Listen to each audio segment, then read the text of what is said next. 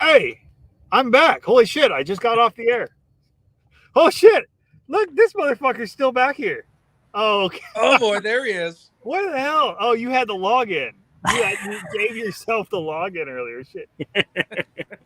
Hey, you guys have a good show. I just wanted to stop and say hi. Oh shit. Oh, he was also one of the admins on this account for a while because we were doing so much shit back and forth. Right. I had to take him off of there earlier because I had two shows pre-scheduled. I had Lightning for Liberty and I had this one, and he needed the login link, but he couldn't stream to his other shit without me basically booting him off as an admin. So he's like, I got the link already. Just kick it off and let's go. Well, he set it all up for this show and not for the other show. So he still had. I'm like, how's he here? There you go. It works. Oh shit, guys. Well, hey, thanks for joining the Renegade Butcher show. As you can tell, it's been a busy day for me. I had some beef to work on, and I just got done with another hour-long podcast talking about Nostr. If you're interested in that and the decentralized social media stuff, we've been diving into that. So just got off that train, and I'm back here with Kyle. So we're actually going to talk about like actual shit, butchering now. And we decided we should talk about actually cutting meat instead of just killing stuff for once. Right. But yeah, you know what I do need to do, and I haven't uploaded it to all the social media stuff yet. Usually I do. I've got that spice video for y'all, so I'm going to go ahead and bring that up here on the screen in just a moment. If I've actually got it saved like I should. Well, while we're setting that up, Kyle, tell us what's been new with you. What you got going on? Nothing much. We got actually a lot. I don't know why I said that, but we broke ground out back of the shop, and we're getting ready for my new slaughter floor build to get started. Well, you've been showing some pictures in the Telegram group of that. Yep. We currently just have a giant pile of dirt, so that's where we're at the moment. You said you've been selling a bunch of dirt? I'm trying to recoup some money back. So you're just like selling it as fill, or you selling like topsoil? The big pile is just going to be topsoil, honestly, because my neighbor who's doing all the work's like, this is even worth like screening because it's so like already there's barely any rocks in it, and also it's been all the ground that has been behind the shop, so it's just been getting soaked with blood for 3 years. Like, so it's fertile. Exactly. So. But I got a handful of people that are interested in it, so we'll get a little bit of money back on this. It's going to go out immediately, but even better. Shit. All right. Well, here I've got that video finally pulled up. I had to download it from my other account, and I'm going to run that, and we'll come back do the fun shit, and then get down to it. So here we go. The rosemary has been called the herb of remembrance because it's had such a huge impact on world history. Well, here we are. Talking about just that plant, the rosemary. Welcome back to Season for Freedom.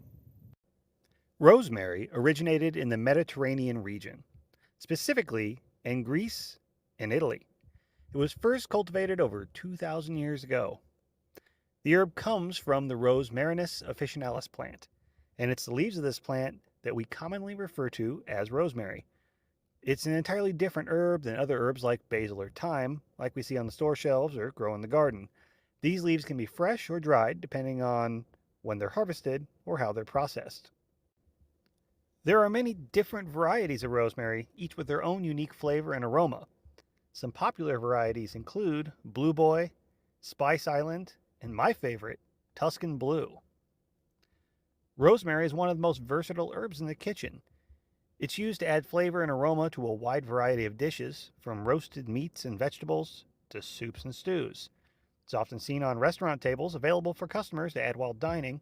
Fresh rosemary added after a dish is plated. Not only brings more flavor, it's more palatable since excess rosemary added during cooking can overpower other flavors in some dishes. But rosemary isn't just delicious, it's also good for you. It contains antioxidants that help protect your body from damage caused by free radicals. It's also been shown to help improve digestion and brain function. In fact, rosemary has been used as a medicinal herb for centuries. So next time you're cooking with herbs, don't forget about rosemary. It's an herb that's truly changed the world. Thanks for watching this episode of Season for Freedom. If you enjoyed this video, be sure to like, share, and subscribe. And let me know which seasoning you'd like to hear covered next week in the comments below. There we go. There's another 2 minutes of me talking, guys. Hey, hope you guys like that. So anyways, before I bring Kyle back on, just a reminder, Season of the Month Club is live. If you want to get your stuff shipped out before or during this month, I usually ship those right around the 15th. So you still got time, a little bit of time. Get in there and get signed up with that. renegadebutcher.com. I've got that ready to go. We've got the coffee live. My coffee guy got fresh labels out to me. So he's roasting now. He's roasting fresh. So if you want something, let me know there. We can get you a coffee mug. We can get you all that fun stuff. You can find all that fun stuff at renegadebutcher.com. I shouldn't have taken my window visor out, so you'll just deal with the glare. That said, if you got any questions for me, be sure to hit them in the Telegram group. Or if you want them on the Survival Podcast, shoot those to Jack. Email it over to Jack at the Survival Podcast. Let him know it's for Josh on the Expert Council. I need to get a few more recorded and off to him. So looking forward to some more questions for y'all on that front. And like we mentioned, the whole Nostr thing, that pub key to find me is down here in the show notes. So that's been rocking and rolling over there. We even got a famous Lightning wallet company gave me a custom Lightning address the other day. There's very few of those floating around. So it's kind of a happening place. Anyway, let me bring Kyle back on and let's get to it. Here we go. What's going on? He's back. Oh my God. I feel like I just saw you. Whoa, I think you dude. and I are going to completely different restaurants. I don't think I've ever been to a restaurant that has rosemary on the table.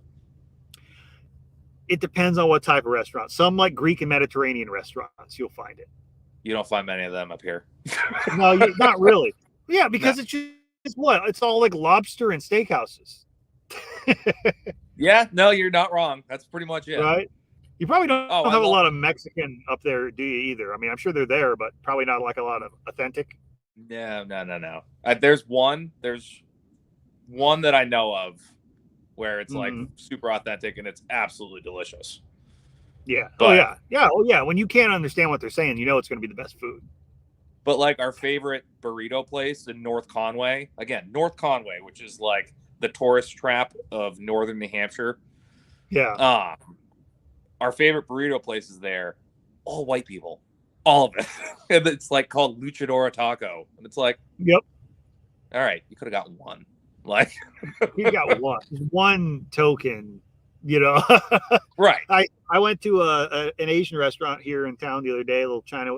I think it's like China Walk or something like that. And I mean, nothing against them, don't care or whatnot, but you expect when you walk into an Asian restaurant that it's going to at least be partially staffed by Asian people. No, 3 black people, all 3 black college kids, and I'm like, okay, if the food's good, I don't care. Right. This is very progressive. Is this what they mean by cultural appropriation? I'm not sure. Where's that apply and not? That one's a sidebar. That one's like right, exactly. Right. No kidding. Well, but hey, we got some questions this week in the Telegram group on how to cut straight steaks and things like that. And it reminds me, we've been doing a lot of talking about how to kill these animals, how to do it properly, how to do it clean, how to hang them. But once you get them hung and, you know, the requisite amount of time and everything, what the fuck do you do? You know? So for somebody who's at home and maybe not done this before, maybe they're not they don't have much of a setup. Where would you start as far as the day is coming? It's time to process this pig, process this beef. What do you got to do? I mean, I think the first thing is definitely just have a place to cut it. I think we touched on that in one of the last episodes where it was like any of those plastic tables, like just buy one designator for that. Something you can clean easily. Yes. That's the big thing. You know? Absolutely. Don't try to do this on grandma's like antique hardwood table. You're going to fuck it up for one. And and like if you got a huge, like massive kitchen and a bunch of big butcher block sinks and stuff like that, that's great. But most people I know don't really have that. They don't have it. A lot of guys are doing it in their garage or in a workshop. Absolutely. You know, especially if you can. One thing I would say, if you have a place that you can enclose so you don't have to worry about flies, that's great. Another big issue is you don't want if it's windy and it's blowing dust everywhere. Right. You know, I've seen some really nice outdoor kitchens and people don't have much insect issues, but a big gust comes up and you've got like a sandstorm blowing through. That's all that's getting on your food. So Exactly. indoors is ideal. If it has to be in a garage, that's fine. I would highly suggest, or like in your barn, somewhere like that, just make sure it's clean. Like, because in the end of the day, I mean, at the end of the day, it's going in your freezer and you're going to feed your family with it. So the most you can do to make it as clean and efficient as possible is ideal. Washable floors makes a huge difference too. If you have a hard surface or if you've got a dirt surface. Yes. That if you don't have to worry about that, that's fine. If you're just standing on dirt, just know if you drop meat, that's it. It's done. It's in the dirt. You're not going to get it off there. No. You want to go wash it, that's on you, but I wouldn't recommend it. So be very careful with that. But if you've got concrete, that's ideal. Just know that you're going to want to wash that off. So where does that go? What kind of problems is that going to cause you? Is your water going to run under your workbench and it's going to smell like dried blood forever in your garage? Think about these things before you get into it. One thing you can do is if you got access to a bunch of sawdust or even just a bag of the pine shavings from like Tractor Supply, you can put those down if you've got somewhere, if you're going to get blood and stuff on it, and you can sweep that up later. A lot of the old school butcher shops and even like grocery store cutting rooms used to have sawdust floors, and the only reason they stopped was because they were worried about USDA stuff and whatnot. Right. If you're going to drop your meat in sawdust, it's going to have sawdust on it. I think I don't need to explain that to people. Right.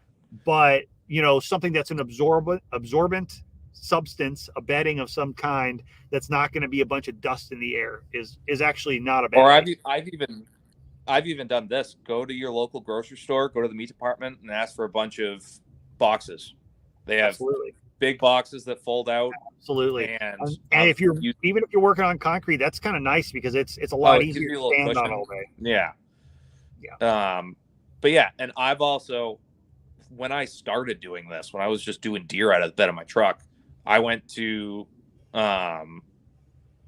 Lowe's and picked up like a clearance rack piece of countertop, just like the fiberboard countertop. And most of them have lips on them, so you can just slide them right in the bed of a pickup truck. They're not going to move on you. I liked it. I'm tall. I'm like 6'4", so it's like the height of like that is also nice. But you're not going to be moving the table around, especially like if you're dealing with once we get into it, tossing around the chuck or tossing around something like that. Mm-hmm. Depending on how much you spend on that table that you're using, like, you could plop the legs right out from under that thing. Absolutely. So, and yeah, be sure that's the other thing. If you use a fold out plastic table and you're working with beef, be sure you get one that's rated for be able to hold a decent amount of weight. Absolutely. Get one that's rated at least hold 300-400 pounds, because you're going to be putting that, even if you're not putting a 400-pound piece of meat on that table, you may have a 150-pound chunk of meat that is directly in the middle of that table in its weakest spot where it folds. I've got one that stays buckled. Exactly. We all not paid for that, but they are a good, easy cleaning surface. Now, if you're not a tall person, you will have a problem. If you're our height, I'm 6'2", he's 6'4", and you cut on those things all day, it's going to wreck your fucking back. I mean, it's awful. So I've worked on some like regular commercial cut tables that just screwed me up. It was just like an inch or two too low. Yeah, it's just that an inch or two too low is actually worse than like 6 inches too low. Right. Yeah. Yeah. Is that what they've been telling you? Or... Well, I mean, that's what they say. Don't do that. I couldn't let that one go. I know, right? Let that one go. Haas here. Hey, Haas. He says that he did a pig a year ago and dropped a piece of meat. Couldn't get it off no matter what. It just sticks. You're right. It's just not the surface of meat. That's just the nature of it. You get something on it, it's there. And that's part of why the USDA are so much of a pain in the ass about the cleanliness type shit. Right. Is that they know you can't, because people will try, you can't just wash contaminant off. You have shit on your hand and you touch the side of a carcass, you can wash it all you want, but there's still bacteria that stays there. It's that surface of that meat, it clings to everything. So we're sticky on the inside. No, that's tough. Oh, I know. He's gonna enjoy this one. I think Kyle has some answers here. What knives do you guys use? We were talking about this earlier. Did you? So I actually did bring some knives in from the shop as I was cleaning. Okay. I'm like, hey, Nerd out about should I bring these in so we look more official than just a guy in his recliner? Like and a guy in his car. Exactly. So I just brought in like my breakdown knives today. I didn't bring in the whole slaughter kit. I was like, we've already been through that. I know we had talked in the Telegram group. You're more of a flex knife kind of guy, right? For like certain things, yeah. For my general trimming and basic stuff, I like a semi flex, not much of a flex. Right. So I don't like any flex. So I actually sent you the link because I forget what the name of this is, or it starts with a G. But so this is a stiff blade. So I can actually put a little bit more leverage on it. And the handle, I don't know if you can kind of see it. It's kind of grippy, which is also really nice. Nice. But I've probably been through, put it in frame. I've probably been through probably 6 of these. And they're $20. Like for the price, they're great. They hold an edge amazing. When I was at the USDA plant, I sharpened before the day and in the middle of the day. So like I was always sharpening knives. I'd rather have them deadly sharp than super deadly dull. When you use them all day, it's hard on you if you don't have a sharp knife. I didn't bring it in. I do have just a Victorinox rosewood handle semi-flex that I'll use that more for like boning out the neck and like doing some of those more intricate cuts. But things where you may need a little bit of actual flex against the bone. Right. But this is, I would say, my workhorse. I did a half a beef today. This was the only boning knife I used. And it works amazing. I mean, still sharp as hell. And I know I talked about on a previous episode. I like, honestly, I've really come to like the Cold Steel's commercial line, straight semi-flex boning knife.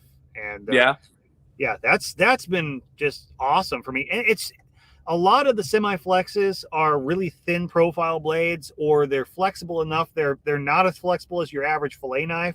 They're still pretty flexy. Right. And I also find they're really brittle. They break tips easily. Absolutely. I've broken so many. It is. I wish I had it on me. I didn't bring it with me in the car, but it's a pretty substantial knife. It's got a good probably inch to inch and a quarter like profile, like height on the blade. So it's got a pretty good thick spine. It does have a little flex. So like when I'm in there and I'm boning out around an H bone, I really kind of want to ride that in there. I like a little bit of that flex because I can put some force into it. I know I'm right on the edge of that bone and it'll follow that curve just a bit. That's nice, but it's still got enough stiffness to it that when I'm popping hocks off and whatnot, I can get in there and I can do a little flex and I can crank. So, and is that a straight or is that a curve? I like the straight. They make a curve too. I've not actually bought that. I like the straight for most like basic breakdown type stuff, you know? Yeah. I have no scientific evidence to back this up, but this is like how I explain, because I like the straight ones too. For me, I feel like, again, it's partially the same reason I like the stiffer blade is he likes it feels like more of an extension, like you know exactly where that blade's going. I feel like a little bit with the curved. It's a little bit more ergonomic. It's more intuitive. It's a little bit of finesse to it. It's like, okay, like I can do that. I feel like I have more control there too. A curved blade is better for slicing. Like if I'm all day just slicing jerky and stuff, I've got more of an edge and it follows the curve of my hand as I'm slicing. But when I want control, because I especially when I'm deboning, you know, I don't like a curved deboning knife. I want to know exactly where that tip is, and I'm doing most of the work with the tip of the knife. Right. Yeah, I agree. I've always been a straight blade guy when it comes to a boning knife, and most guys I've worked with they prefer the 6-inch curved Victorinox because they hand things out like candy. That's what they always used to. A lot of guys, that's the only knife they've ever fucking used. They'll be cutting everything with it forever. But But as soon as I switched to a straight blade, I've never gone back. Yeah, absolutely. So, but let me know, Haas, if you want. I'm sure that one you got is probably up on Amazon or whatnot. Yeah, I can always share that link of the one you shared. And the one that I've got an affiliate link for too. All the Amazon stuff I can. I'll post that up in the group again. I know I've posted it a few times, but I'll post a link for it. In fact, I might be able to find it while we're talking here. But anyways, so for like larger knives though, for like slicing stuff, what do you typically like to use? So this one I have no name for, no brand name on this one, but it's that looks like a Victorinox, but it's very similar to my breaking knife. Yeah, but I freaking love this thing. This was one of those like what was on the knife truck that day. Like, I'll pick that up, whatever. Sat in a box for like 3 years, and then I pulled it out and put an edge on it. And this is my favorite knife. Like, I love this thing. It's fairly thick. I'm trying to get the angle right. The spine on it's very thick. So again, there's no flex in this whatsoever. Right. It's a breaking knife. Right, what you don't want from a breaking knife, but it's just right around the right size, and I love it. So, but again, with breakers, it's the same thing as with deboning knives. Every brand's different. You have some that are fantastic, some that are like, Like, I had one Victorinox breaker that I was just like, this doesn't. Some of them I feel like their spine just isn't thick enough. Like, their quality has started to become a little bit more questionable recently, and that's kind of sad because they were such a really well established brand and well known for a long time. Really good German steel, and they switched to Chinese suppliers, and unfortunately, that means you don't always know what you're getting. I've snapped probably 4 or 5 Victorinox. I've actually got this on the site set up as the affiliate thing. So yeah, there we go. This is the knife that I use for most of my stuff right there. I've got the link going up there in the chat. So if you guys want to try that one, and that knife I think is actually pretty good for most folks for everything from poultry and rabbits. It's a little bit big for that, but all the way up to doing deer. I can process a whole deer without ever needing a different knife. I can do absolutely stuff with that knife. Totally fine. Now, if I'm doing something large like beef, honestly, even on pork, especially if I'm cutting pork chops, I like to have a bigger knife like that breaking knife for my slicing. If I'm cutting ribeyes, I want a knife that is larger than what I'm cutting, especially cutting roast or things like that. Right. It's just easier to get a good, clean, straight cut. But you could definitely do it with that knife. You're just going to have to do multiple passes, and you're probably going to deal with fillet marks. It's just part of it. Right. But that's a good all-around workhorse. I would say working on an animal outside of my skinning knife, I probably have that in my hand 75% of the time. Right. Oh, I agree. And also, so I have 2 of those, 2 of the boning knives. One's just for cutting, and the other is my slaughter knife. And again, it's a workhorse. I like it. And other than that, like besides my slaughter kit, that's literally for knives, all I use for breakdown. Because you shared that. Okay, that was at Walton's. Yeah, I'll share that link over here too, the one that you were talking about, because this is what Kyle sent me earlier. So there is that too, if you want to try, if you prefer the more stiff-bladed. That is going out there in the comments.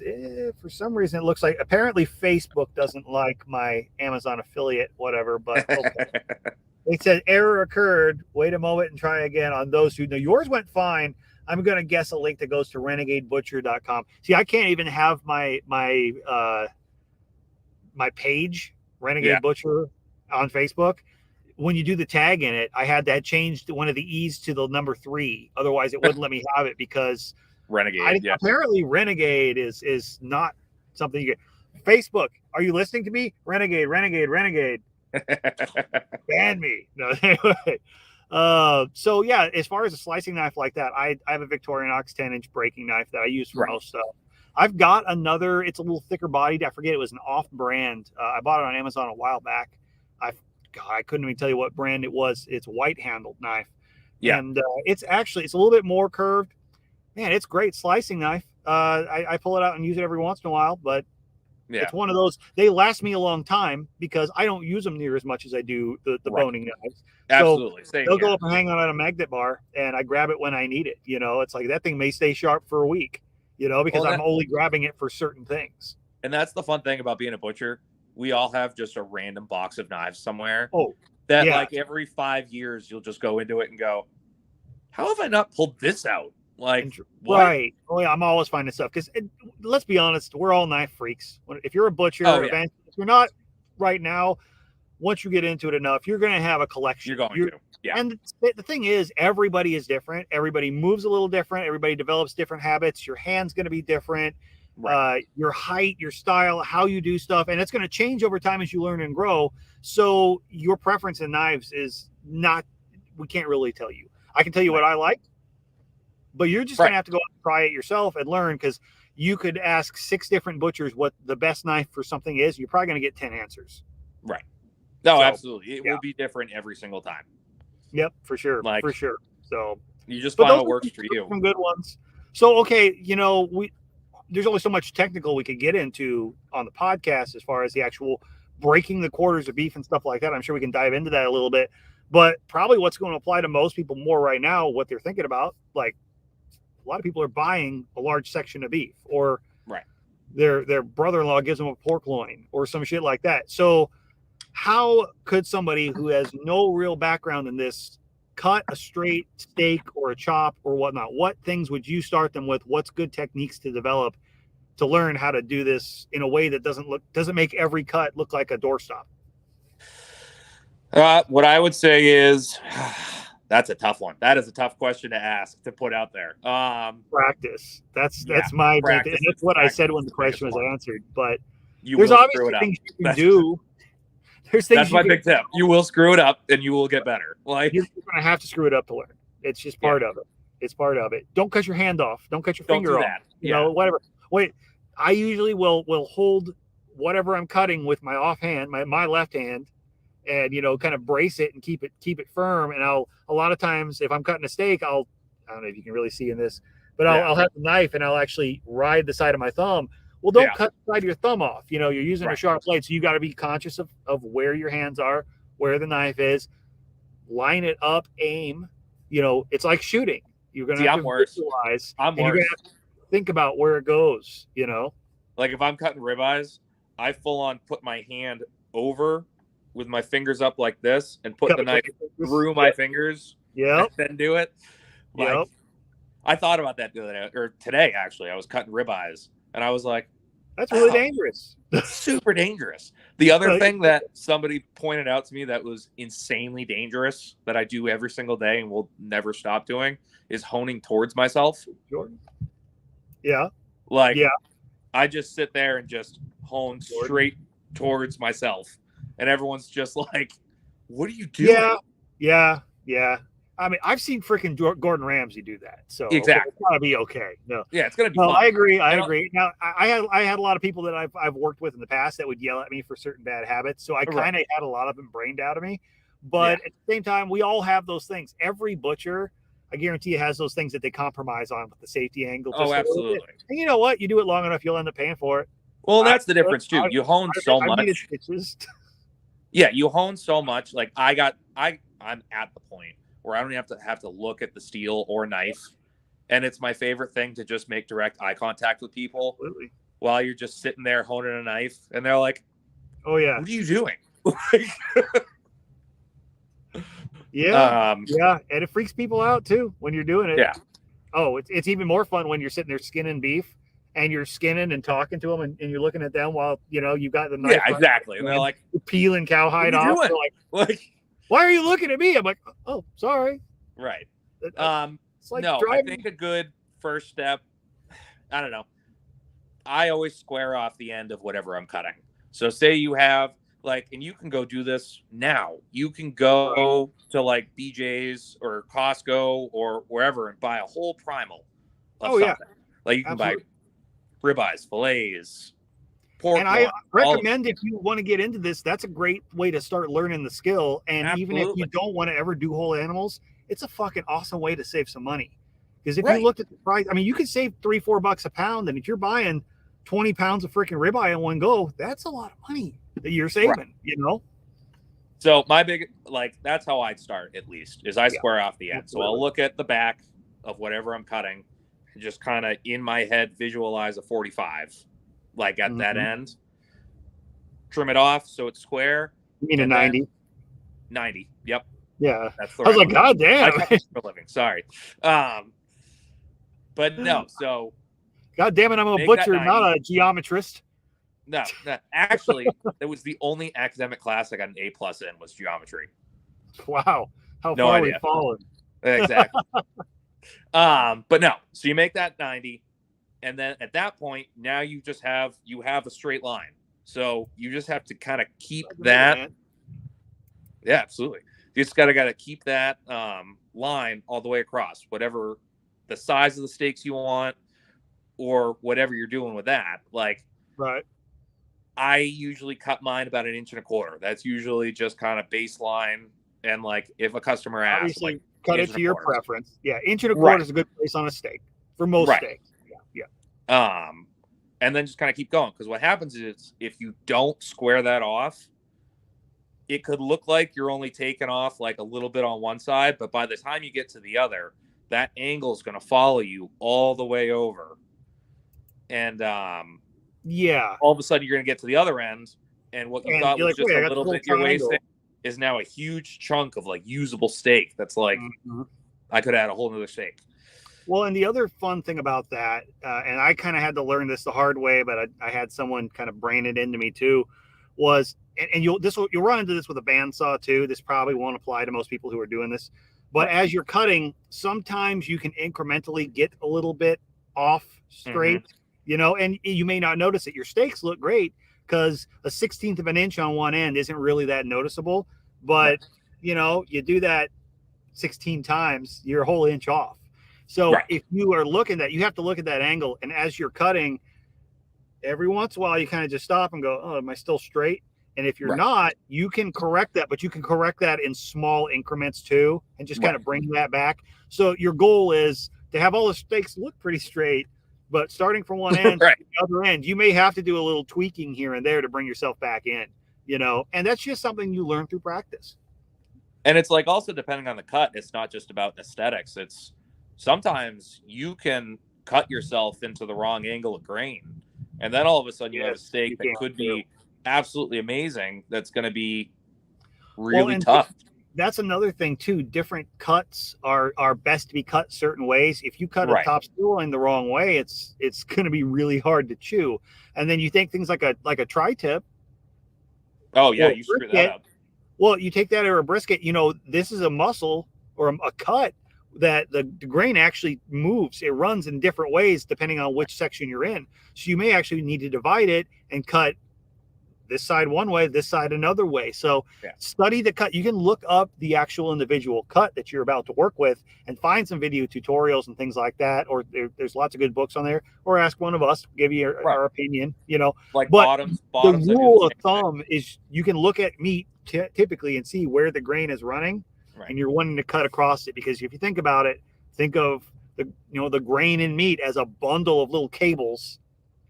Well, if you cut along those, you've got some long stringy cables that get stuck in your teeth.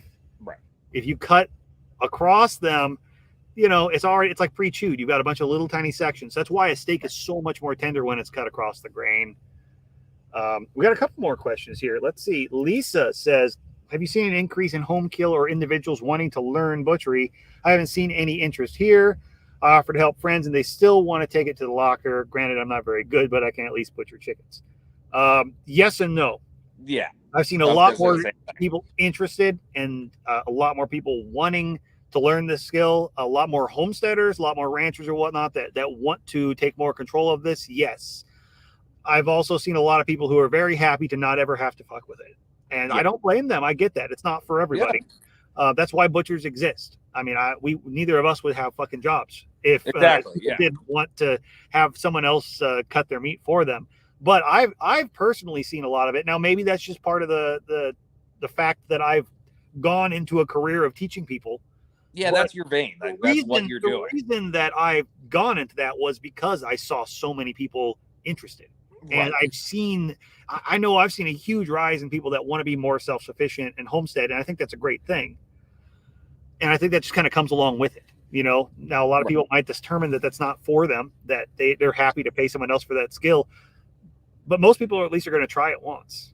Right. Yeah. That's the majority of what I have at this point is the people that are just like, I don't want to do it. Okay. It's fine. It is what it is. For me, it's like, shit, if I got somebody who's affordable and they want to process chickens for me, I would happily pay them because I just hate doing it. But I'm not going to Oh, let somebody else do my own beef. Fuck that. No, I want to make sure No. it's done right. You know, I know I'm going to do it better. That's me. Exactly. And but again, that's us. Like, we do it, so it's Right. Well, but if you think about it, would you take your car to a mechanic that takes his cars to somebody else? right. No, exactly. No, you're absolutely right. Right. No. So that would be a concern. And so, you know what? I'm not going to process your chickens. That's why I don't process my own either. Yeah, that's I will process my own if I have to. If I could get somebody else to process my chickens, great. But I won't process yours. Don't bring me your chickens. No. Your beef, though? No. Nobody. Bring me that. I can do that. I love it. I'll get those guys that'll come to me and, you know, every deer season or whatnot, and or I'll run into them in a sporting goods store or whatnot, and they'll see my company shirt and ask what I do and everything. And they've always got to say, well, I process all my own deer. And my response is always, well, me too. Awesome. Backstraps and burger. Heard. I'm like, sweet. Well, I'm not going to knock you at all. That's great. I'm glad you do. Right. But I'm like, you felt offended that I process deer for somebody, apparently. You'll get those guys that get an attitude. And I'm just like, great. I process all my own too. Right. Cool. Be a little weird if I didn't, because it's what I do professionally. So exactly. You do you, man. I'm not going to. You're not. I always give an open invite to all my customers. I'm like, you are welcome to stay. Like, ask me any questions, do whatever you want. Like, it's completely up to you. Like, right. And I have some customers that take me up on it every time. They're like, yeah, we want to see this. Like, we've had this cow for 3 years now. Like, we want to see what's going in our freezer and how it gets put there. Because again, like, I don't know what the percentages of butchers there are, but we're a very low percentage of people that deal with this on a daily basis. It seems like there's a whole lot less of us than there used to be. It's just, especially like on the level we're at, where we're doing it. Actually know how to do it start to finish. There's a lot of guys out there that have worked at a packing plant or have cut retail meat. Right. There's not a lot of full trim butchers out there that just go start to finish, from walking it off a trailer to sending it out in backpack bags. You know, that doesn't happen a lot. Kind of a dying thing. You know, it's an art all in its own. So, absolutely. Let's go on here. There's another one. Let's see. Haas has a question. Let's see. Packaging. Do you use butcher paper or a vacuum seal? He does both. I'm a vacuum seal guy. I always have been. I've used butcher paper before. I've worked at retail places where that's how we served out of the counter. Yeah. My opinion, and I know there's ways you can make it work, but my opinion is butcher paper is not meant for long-term storage. It is not airtight. It is not sealed. And I don't care how much plastic wrap you use. All right. The other thing about it, though, that I really like about vacuum seal is I like being able to look at the package that I pull out of the freezer and seeing exactly what I'm about to thaw out. I don't like mystery little white blocks that happen to be maybe mislabeled, and we're going to find out what we have for dinner when I open it up. I really like the vacuum seal for that. And I mean, I've had stuff I pulled out of the freezer at 2-3 years old that was just as fresh as could be. So, do you know what you just sounded like? You sounded like the guy making fun of the person who gets cryovac bags. Like the guy who's a diehard freezer paper guy. That is always the argument. Oh, I'm sure. I will be honest. I was very hesitant. Not hesitant. I just didn't want to buy a cryovac machine. Because one, I just didn't have the money. But it's also like, we were moving up in the business, and it's like, all right, we need to do this, because I was losing customers on the fact that they didn't want freezer paper. Yep. I'm a diehard freezer paper guy. I love it. I've pulled packages out of the freezer, chickens out of the freezer that were in there for 3 years. No frostbite, no nothing. Yeah. But the difference is, too, when I apprenticed at the shop I was at, diehard freezer paper guy. Yep. And it was months of freezer paper. Yep. Before I ever touched it. That wraps all the Christmas gifts now. That I literally wrap all my Christmas gifts because it's the same design on how you do it. Sometimes I do it in butcher paper just put a little extra tint. Just so you can put your own little seal on it. Right. But no, I loved it for so long, and I like the skill, and I like doing it from like the retail side of things. Right. It just the other thing, you got to admit it's more time consuming. Oh, that's exactly why I switched to cryovac. Like, it was so much more time consuming, especially by yourself. If you don't have a dedicated packaging person, oh, the amount of labor that goes into doing that, and to do it well. No, anybody can wrap some paper around some shit, throw it in the freezer, and it's going to be very well wrapped freezer burn shit. To actually wrap it properly and have it be a good seal, yeah, it's doable, but man, and It's it uses tough. a lot of material It's too. tough. I don't find it's actually any cheaper in materials. No, it's really not. No, because It's that really stuff is not cheap. If you want the good stuff, it's got that plastic lining. And just time, and just the time and labor. Like, it would take me an hour and a half. And most people waste twice as much as they need. Absolutely. It would take me an hour and a half to wrap a side, just a side, like to wrap and label, because it's, again, with cryovac, you can kind of bust through a bunch and stack them and then go through and label everything. With freezer paper, if you go through and wrap everything and then go, I'm going to label it after, and don't remember the order that you stacked everything in, you have no idea. You'll have no, and I've done it.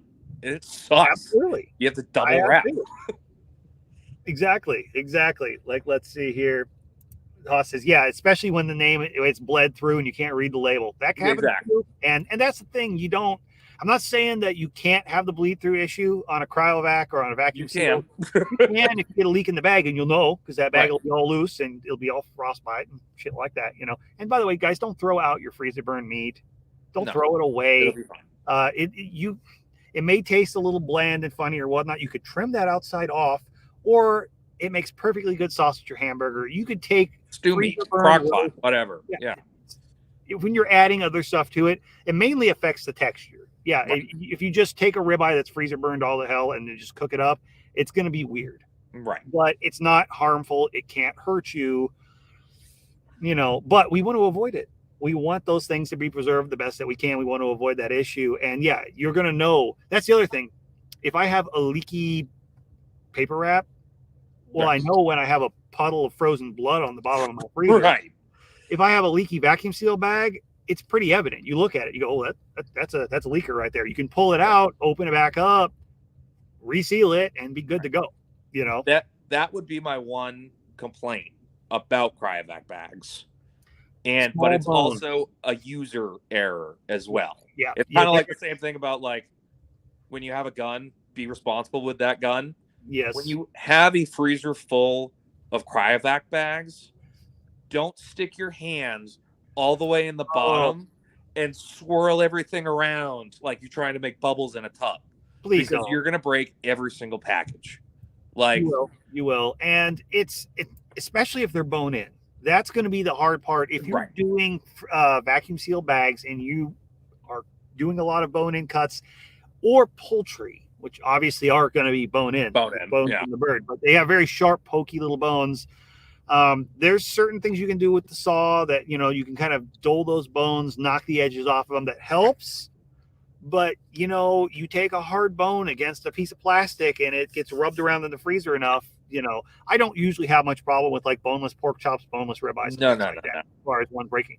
What I have taken to do, though, especially on stuff like chuck roasts or pork butts, I'm not afraid to double vacuum seal that shit if I need to. Or I'll take a whole extra vacuum seal bag and I'll wrap it around the side with the bone and stuff the whole thing in there. And that usually takes care of the problem. So you'll see those little paper diapers or little absorbent diapers they use in retail. Those work good wrapping around bones. Yeah. I bought a couple of rolls of Bone Guard, which is nice, which is just I've never used that, but I know what it is. It's really nice. It's really nice. It's like a plasticky, it's like a thicker, denser plastic that's almost comes in like a perforated sheet like toilet paper. So it's like, actually, it's a good description of the size. It looks like about the size of a toilet paper sheet if you just tear off one. But you can tear off a roll, however many you want, and wrap it. And that right. Oh, yeah, Haas, I know you were talking about the paper. We were just commenting how you can still have issues with the vacuum seal. But, yeah, the paper is definitely a bleed-through issue. That definitely does happen, especially if you ever get your well, the one thing I will say about it is if you have everything paper wrapped and your freezer ever gets warm and then cools back down and you didn't know about it, you'll know about it if you had paper wrap. And I have. Like power outage or something. What, you were out of town, you didn't know your freezer was warm for like 10 hours, and then by the time you got home it all froze again. That is one thing. If you have paper wrap, you're going to know that happened. Week-long vacation, came back from Key West. Everything was gone. I was like, oh. Well, like I said, the dangerous part, though, is if it lost it. That's why I like those freezer monitors. Because if it lost it, like your power went out and then it came back on, but your shit was off for like a day and you didn't know because you were like on vacation. Yeah. Your shit all pretty much warmed up, got contaminated, and then Got froze cold again. You don't know. Mystery meat. Woo! What else we got? Lisa says, yeah, sad to see butchers are a dying breed. Remembers helping to butcher hogs and playing with chicken feet when you were 5. Yeah, see, that's the thing. So many kids never get to grow up doing that. I didn't. I didn't grow up. I learned this stuff later on in life, and it's sad. I wish I had grown up around it. I love seeing a lot of these families that I'll help out. Their kids are involved, or at least will observe some part of it, and they make sure that they know. And these are animals they raised. Like, they've been around it, they understand it, and it makes it so much easier for them to just grow up to be a self-sufficient adult. They don't have my kids are in it. They are. You had some pictures of your daughter already cutting and skinning and stuff. Oh yeah, no, my daughter she has her own butter knife in the shop. That's her knife. It gets honed when my knife gets honed. Yep. And right now it's really just skinning, just because I can't really have her there for finish work and stuff like that. But she's got all the knife handling down already. She has a better overhand grip than some people I've been seeing do it a while. Right. That's a smart one. I forgot that was an old Stephen Harris trick. Yeah. Frozen cup of water with a penny on top and put it in your freezer so you'll know if it ever did thaw out. That's smart. That's smart. That is smart.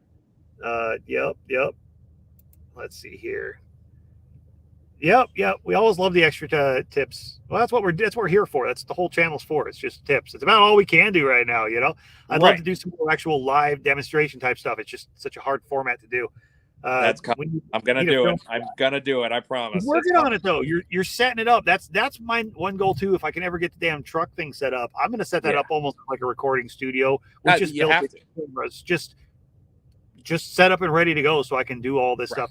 If you're in a Telegram group, I will post some photos and stuff of things. I posted some pictures of some beef I got to help with today, so that some skinning.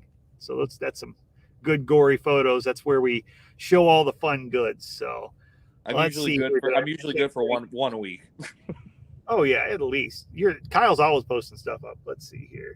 Oh yeah, the freezer burn meat that usually gives a freezer burn to the dogs. Well, hey, I'm sure the dogs appreciate it. And then, exactly. Jordan says that usually he'll make chili. Yeah, that's true. And if you need some good chili seasoning, I know a guy.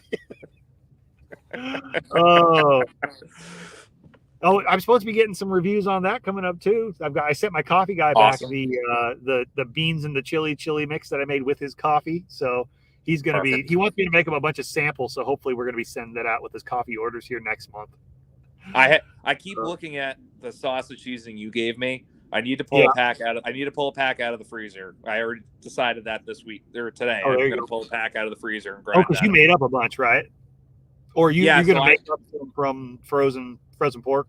Yeah, from my pig this year, I did a lot of grind, and I didn't want to deal with grinding my stuff on top of grinding all of my customer stuff as well. So I just did 5-pound packs, tossed them in the freezer, got to them when I could. So I'll be grinding later this week. So I'll get some of that sweet sausage going and give you my own review. Right, absolutely. Oh yeah, yep. Come check out the Telegram group for sure. Yeah, they don't censor us over there yet. That's for sure. If we were censored, it's definitely uncensored. Sometimes it gets, but that and Nostr I've been finding I've liked quite a bit because we don't have to deal with the Facebook bullshit. Like earlier, I couldn't post a comment with a link because it said Renegade Butcher in it. Facebook wouldn't allow it. So I'm amazed YouTube still lets me be here. But that is also why I broadcast to so many places. Why I use StreamYard. This goes out because it's going to Twitch and it's going to Twitter. It's getting backed up on Odyssey and stuff. Because eventually, I'm sure somebody's going to get pissed off at this and take it down, and that's okay. I just build that in as a backup. I'll keep for most of the episodes. I've got full video downloads that I store away on file storage. So you can't kill the signal, man. Wolverines. Shit. So okay. So when you get to that point, say you've got an animal hanging.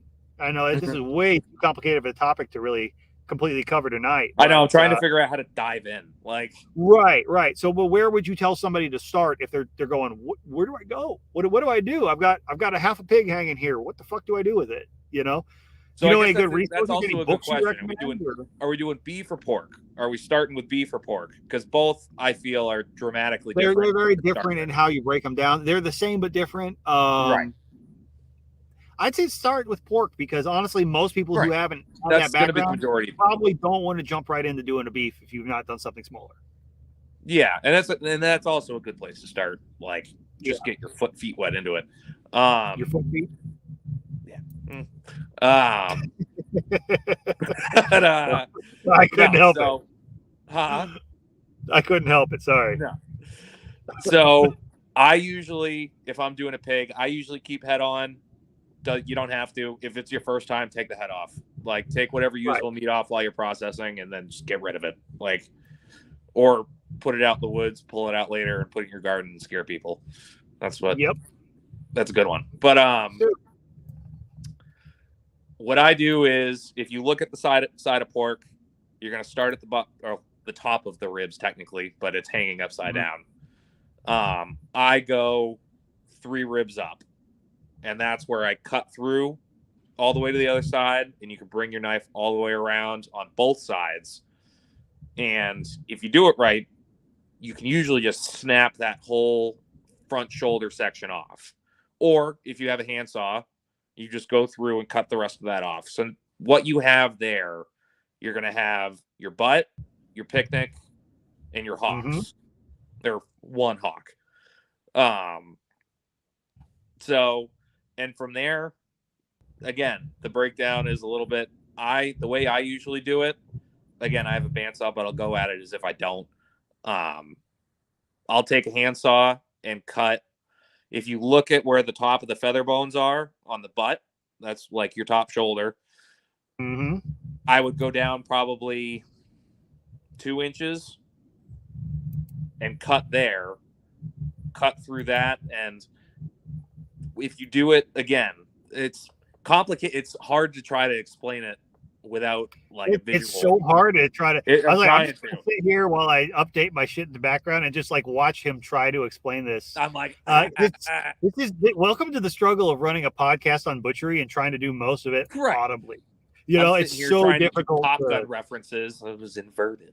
But, Top Gun references. But no. So what you're going to do is right. So essentially, what you're doing is you're splitting that shoulder, and you're going to end up with the butt, the picnic, and I would even say before you cut the picnic or split the shoulder, is cut your hock off.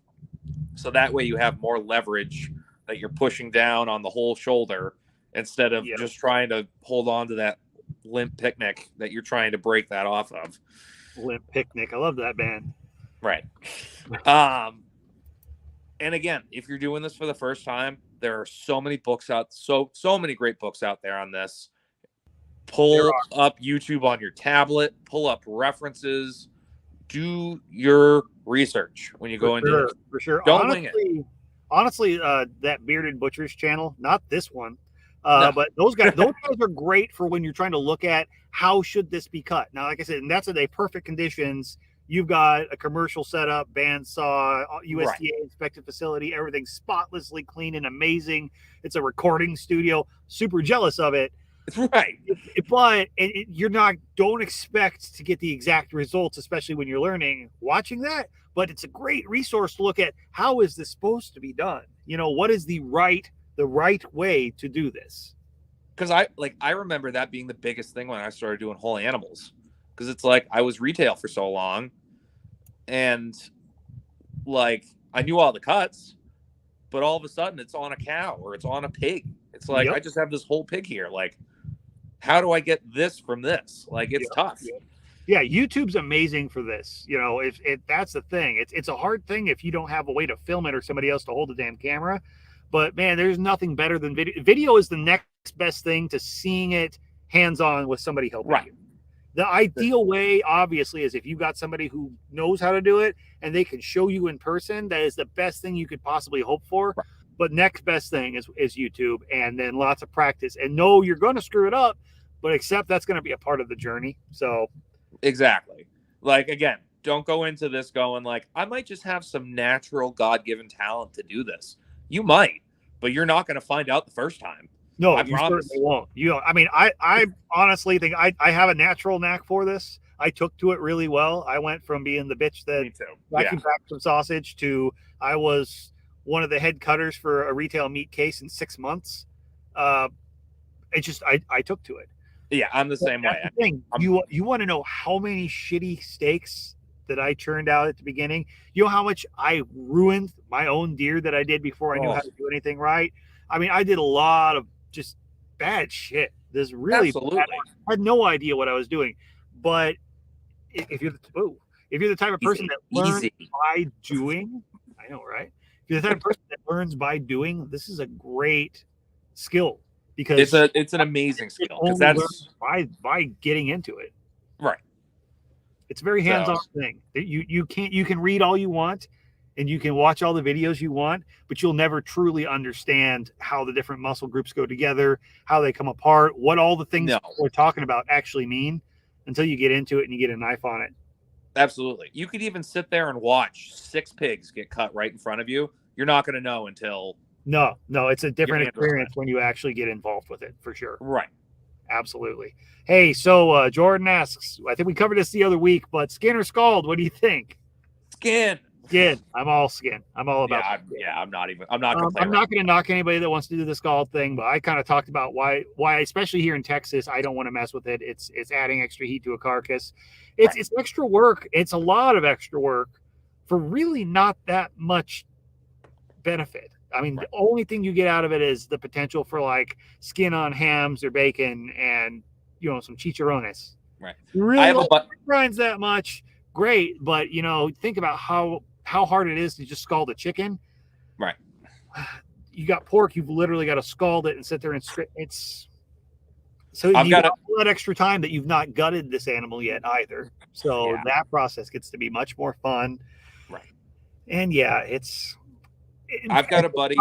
If you get into pigs, if you've never done one before, just go ahead and skin the first 1, 2, 12, whatever. You're already going to have so much on your plate to figure out. You don't also need to worry about getting all of the hair off and raising the body temperature in that thing by 10 degrees. It makes everything else in the process after that harder and need to be done faster. Right. And it is a huge amount of labor for really not that much net benefit in my mind, So I have a buddy, that raises... I can go get an 88-cent bag of it at the gas station, and I'm totally fine with spending that, honestly. I have a buddy who raises Osabaz and the Mangalitsa. Yep. He sells a lot of suckling, like roaster really hairy pigs. The really hairy pigs. Mm-hmm. I got the best of both worlds out there. But he does a lot of roasters. So he scalds a lot of his, but you're also looking at something that hang weight is going to be like 50 pounds. So it's like with something like that, okay, like that makes sense. If you're doing it for a whole roast situation, I would suggest scalding. But if you're trying to put pork chops in your freezer, go ahead and skin that bitch because it's not going to make your life any better. The other thing is if you're doing the whole roast, you're typically not doing a huge hog. Most of the time, they're doing the smaller, like 100-pound, weanling. Right. That's a little bit more reasonable. And most of the cultures that you see that are typically doing the whole roast are usually in a warm climate, and you naturally tend to have more hairless pigs there. You don't see a lot of really woolly Mangalitsa's down here. I mean, the wild pig's got a significant amount of hair on them, but most of the specific breeds down here, we're looking at things that are not super, super furry. No. That is that much easier for you when it comes to the whole scraping. It's one of the reasons that I breed the naked neck chickens. They have 50% the amount of feathers as the normal chicken. It's that much less I have to frickin' pluck if I decide not to get pissed and just skin it anyway. Which I'm doing the opposite with my pigs. I'm taking the Herefords, which were bred in Iowa, so they have a fairly Herefords pretty good. They got a pretty good coat to them, yeah. Right, but it's fairly thin. I mean, my girls did fine this year, but we're also going to be doing like winter piglets. Like we're going to be raising pigs all year, so I want something that's. You act like Iowa doesn't get cold, dude. Right. I know, but that's why I'm breeding in the Mangalitsa and the Ossabaw because they got the hair, they got the fat content. That's why I'm breeding that into my Herefords. Right. So they have a little more hair, can deal with the winters up here. Well, it's interesting because the difference is in the strategies between raising them and excuse me, sometimes the strategies in the process of the actual slaughter and the butchering, because you have to deal with a good portion of the year. It's freaking cold. It's awful. It's the Great White North up there. You're damn near Maine, right? Pretty much. Maine is literally 500 yards that way. Yeah, exactly. Me, it's scorching hot a good part of the year, and my biggest struggle is I've got to get this shit done and chilled the fuck down quick. So boiling it in Nevada water is not on the agenda for me. Usually, I always tell people, if you want to scald, that's great. Have fun with that. I'm not doing it. Enjoy it. You're not going to, but enjoy it. Yeah. There we go. Hey, James, glad you dropped by. We got old gingerbread farms in there. Let's see here. That's the answer he was hoping for. Yeah. Well, glad we didn't disappoint. You're welcome. Only ever skinned, but Dad grew up scalding them. A lot of folks have it back in the older generation stuff. And that's the thing, though. A lot of them, they were doing like the old school, like cured, preserved, whole skin on hams and stuff. There were reasons that made sense. They were also doing a layer of protection. Like they were doing it before we had refrigeration too, But you also do notice that the majority of pork production back then was done in the fall in cold climates. Absolutely. You didn't see a lot of it done down here in the South. So it happens, but not near as much. But let's see here. Oh, now he's here. We got 2 gingerbread farms. Oh, I didn't know. Oh, he's on Facebook and on YouTube. He's messing. Oh, okay. Okay. Gotcha. Let's see what Lisa says here. Her husband's a city boy. First time they butchered chickens, the neighbors helped. Neighbor kids had the heads and the feet. They were playing with them. The husband said, "You country kids are deranged." Yep. That's when you grow up around it, Yeah, no, I'm around quite a few city people that just they can't handle it. It's just some people don't ever get over it. I had my 4-year-old dying the other day. We had that cow in the cradle, and she was looking at it, and I just grabbed the lower jaw, and I just went, "Hello, where were you?" She's dying. She's laughing. My wife's looking at me like, "What? What are you doing? What's wrong with you?" That's freaking great. That is freaking great. Oh my god. But yeah, how many people will be traumatized for life by that? Oh no, So many. It's so great. All right. I'm still trying to figure out what's the best way to break this down. Okay. And it's hard from into manageable pieces. Well, I think probably the most important part is going to be to understand what's the end product need to be. Right. What is your end goal? And the way that happens, or what your end goal is, can determine the steps in between. But typically, when it comes to say a hog, you're going to break it. I'll break it into 3 sections. So you already were talking about pulling the shoulder and the picnic off, having a hog upside down. That's the first thing I'll do. I'll usually do it primarily with the knife. I don't even count ribs when it comes to breaking a pig. I look at where does the shoulder blade end, and I come into that section. There we go. You take that, set that aside. That breaks down into whatever you want. Or if this thing's all meant for sausage, it doesn't matter. Break it down. But I like to, when people are still learning this, even if it's not a grind, take the time to show them how to do it the right way. So what next time they actually want to learn how to do it, or they want to do it, expand their skill, they understand what they're doing, not just pulling meat off the bone. I've worked with guys that were just on the butcher block, and all they did was debone shit that other people threw at them. They didn't know what it was, no idea. They just peck away at it until all the meat's off the bone. They're the deboning guy. Yeah. No actual skill to speak of. Nope. And then you work with the guys that are like me, they're total nerds about it, and they want to know everything about every aspect of what's going on. Oh, yeah. It doesn't matter for the end product. So, but yeah, your next section up is going to be your ribs and your loin, so you basically are breaking it off from that ham, and that's where you're going to get your ribs. That's where you're going to get your pork chops. That's where you're going to get your bacon. And it's also, there's so many different ways to break it down. Like, that's the other thing. It's like, and depending on what country you're in and what school of butchery you follow, what cuts come from different places. Right. I was taught by a Brazilian dude. So like I have a lot of Brazilian cuts and like how they break it down and do everything. Oh yeah, Tarasco cuts are all way different than your American cuts. I think they're easier, but you know, I think they're probably easier, and well, they make more sense for when you're barbecuing more whole cuts because that's the style there. That's the culture. Right. They didn't have as many piecemeal, small little freezer cuts that we do. Right. You know. So. And you'll also find different generations have different preferences. You'll get these older folks, they want all stew meat and all roasts and they want all the specialty cuts and stuff like that. And then you get a lot of people who just, they don't know, give me my steaks and I want hamburger for the rest of it. Exactly. Because they don't know what to do with the damn roast. They don't want soup bones. They don't have a clue, you know? If you gave them an oxtail, they'd probably turn funny colors looking at it, you know? Right. Can I put this on the grill? You can. It's not going to be good. Well, I had one guy I've done a lot with, and his son was trying to learn, but we're always just busting on the kid. It was one of those things. It's how him and his dad are. So I'd be over there, and you just kind of join in. And man, this kid he'd start talking shit to me. So I cut him some really nice steaks for lunch the one day.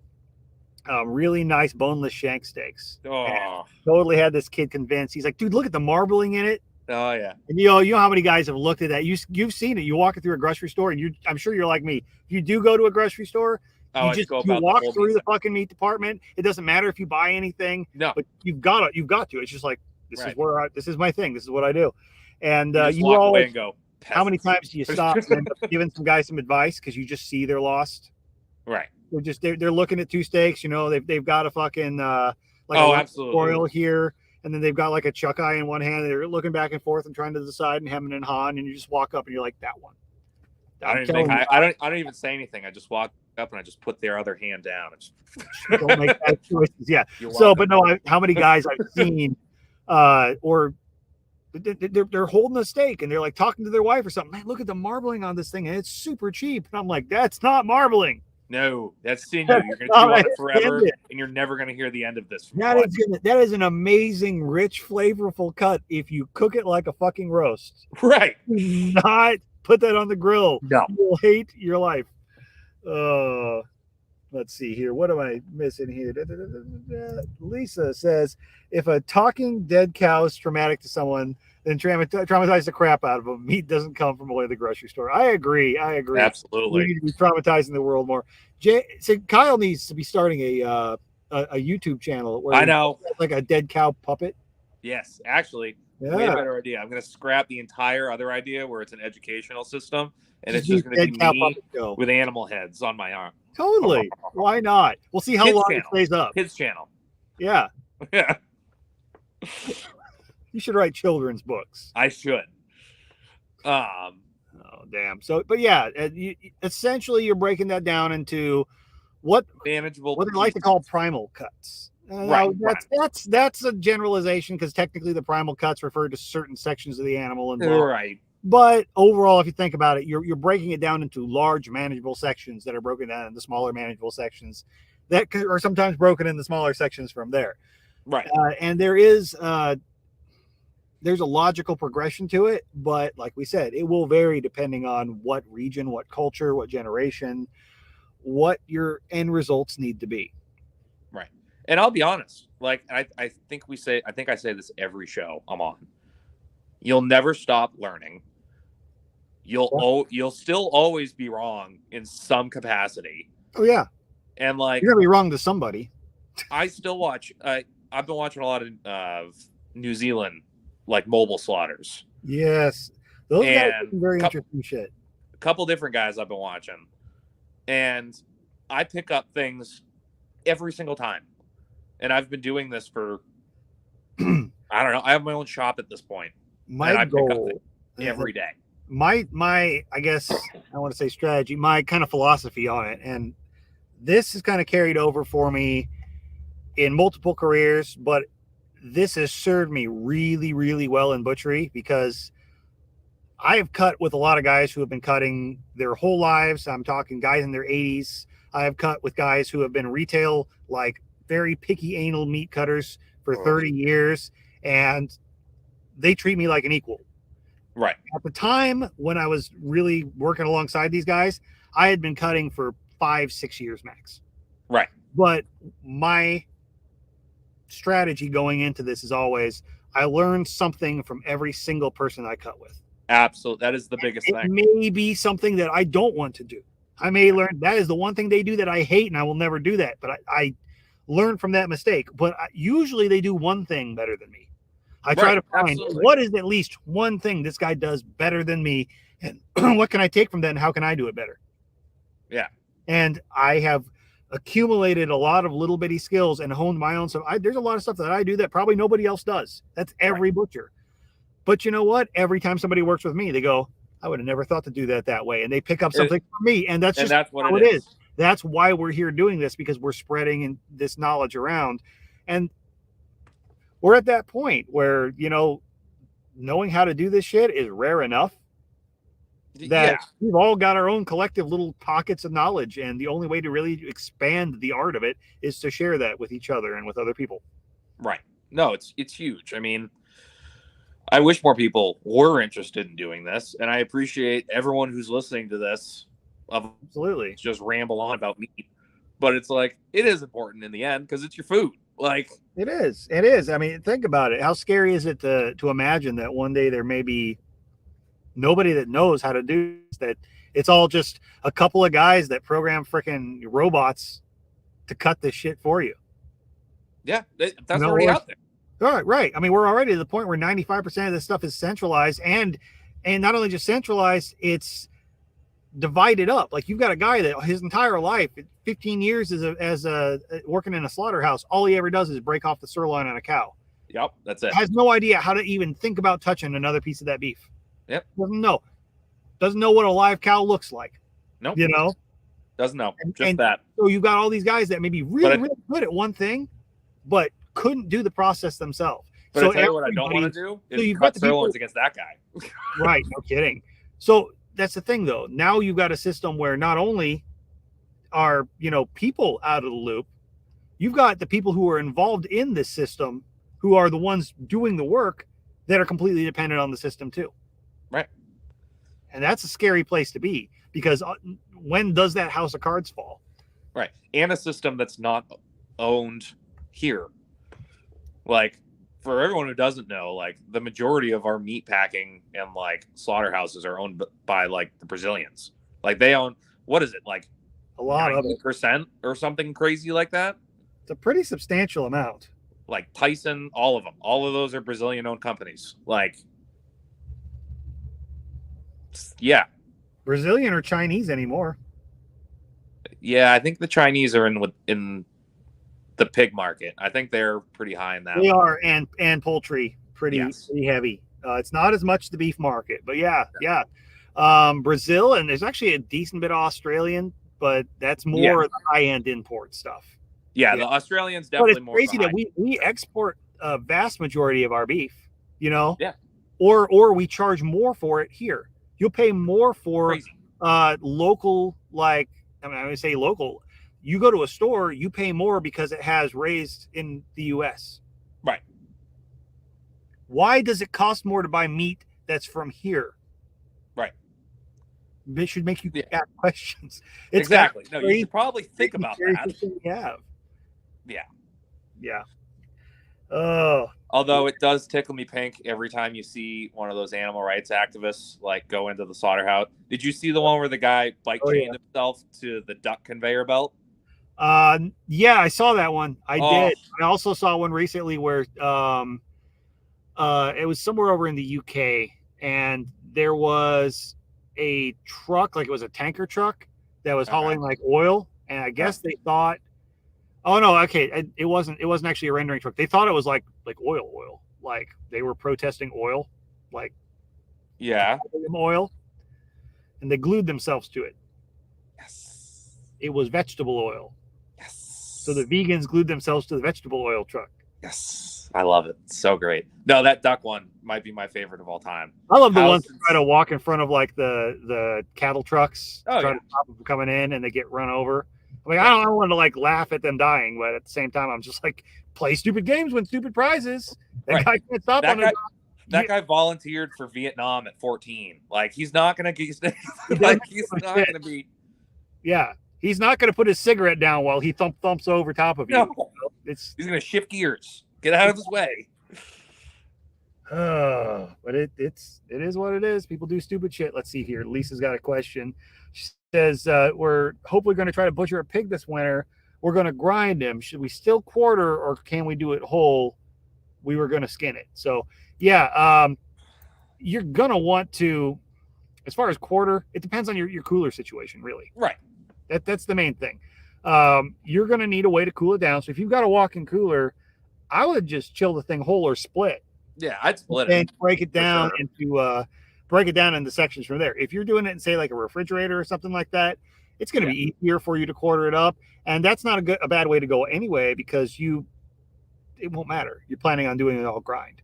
So you really can't mess it up. At that point, it's up to you. But I would say if you're ever interested in doing some pork that isn't all grind, hey, take the opportunity to work those sections out and practice doing some cuts, because you can't screw it up, Even if or you are can't grinding screw it this, up all you want, it won't matter. even if you are grinding this whole thing,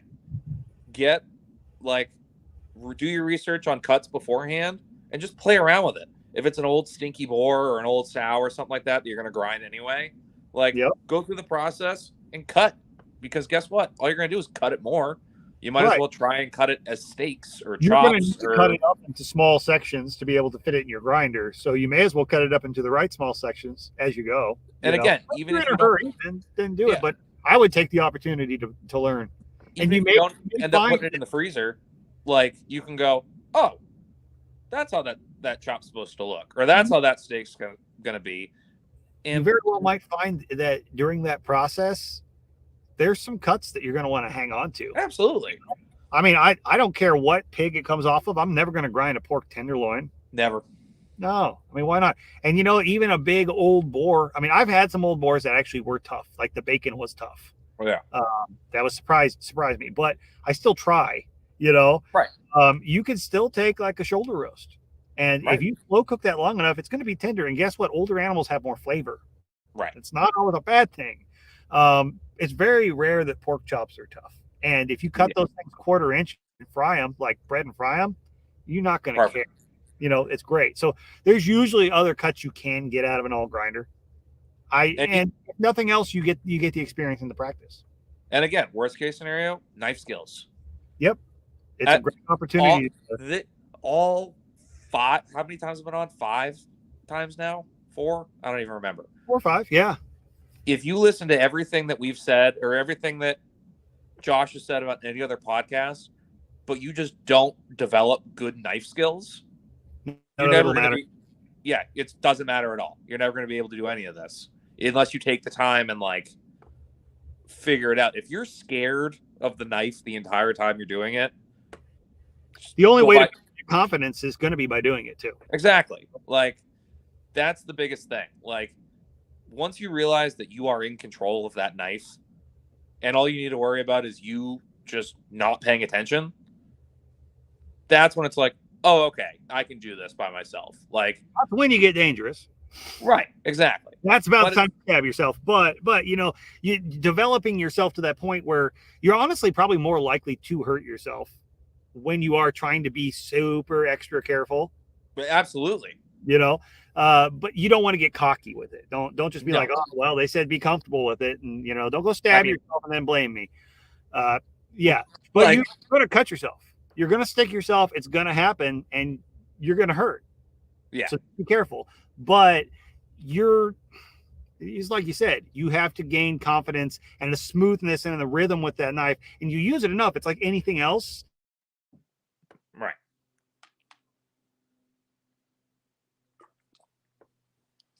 Uh-oh. Is it me or is it you?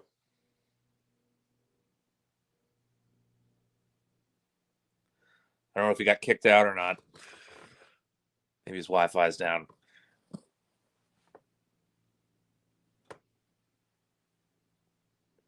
But no, Lisa, I would absolutely say it would be probably a good thing to just kind of roll with it. The worst that happens is, like you said, you grind it.